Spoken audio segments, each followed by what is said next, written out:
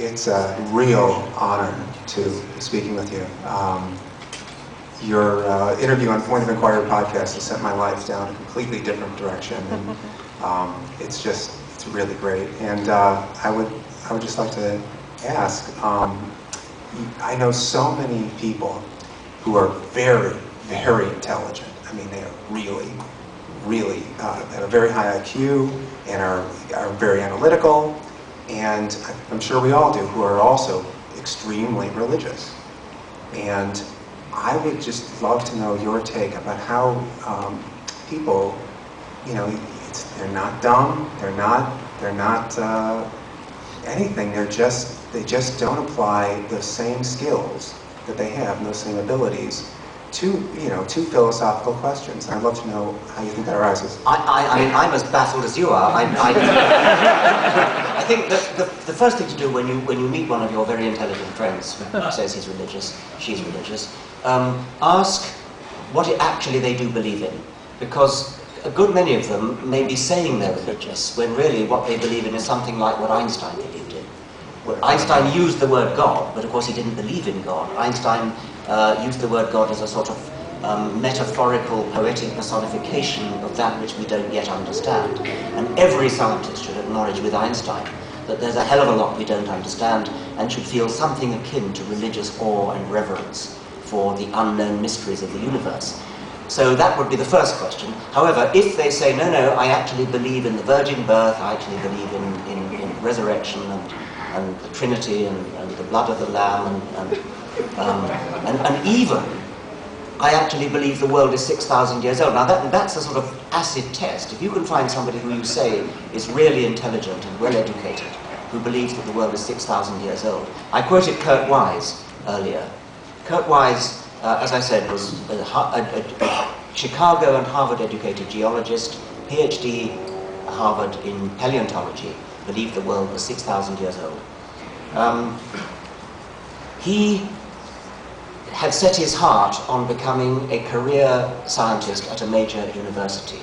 He was said to be very intelligent and could perhaps have achieved that goal, but he increasingly recognized the mismatch between his science and his religion, which he'd been brought up with, and he settled the matter by taking a pair of scissors in the Bible. He went right through the Bible from Genesis to Revelation, cutting out every bit of the Bible which would have to go, in his view, if he accepted the scientific worldview of his education.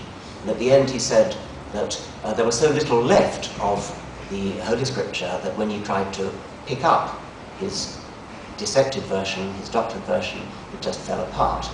And he said, that night, then and there, I tossed all my hopes and ambitions for becoming a scientist into the flames. I had a choice to make between my religion and my science, and I chose religion. And ever since then, he's been teaching that the world is 6,000 years old.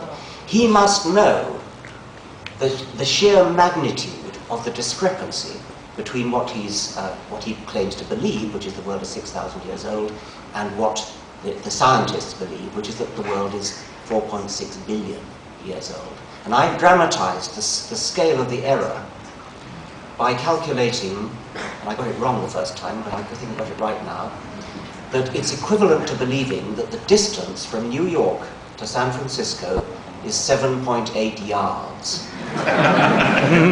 Kurt Wise knows that what he believes is not just a bit wrong, a bit different from the scientific worldview. It's so different that it's equivalent to believing that the width of North America is a matter of yards. And yet he does it. The answer to your question has got to lie in psychology, which is not my expertise. It does seem to me to be a kind of lunacy to be able to compartmentalize your mind to such an extent that you can, on the one hand, read and write learned papers in geology, which simply assume the great age of the Earth, simply assume that the dinosaurs died out 65 million years ago, etc. And yet, on Sundays, don't just mouth the words that of Genesis, which is what any boring Church of England clergyman would do, but actually believe it. Actually believe something that you, in a sense, know to be false, out of loyalty. As I say, I am completely baffled, and I can summon up very little respect for such people, and I think I could summon up something approaching extreme skepticism for your statement that they are intelligent.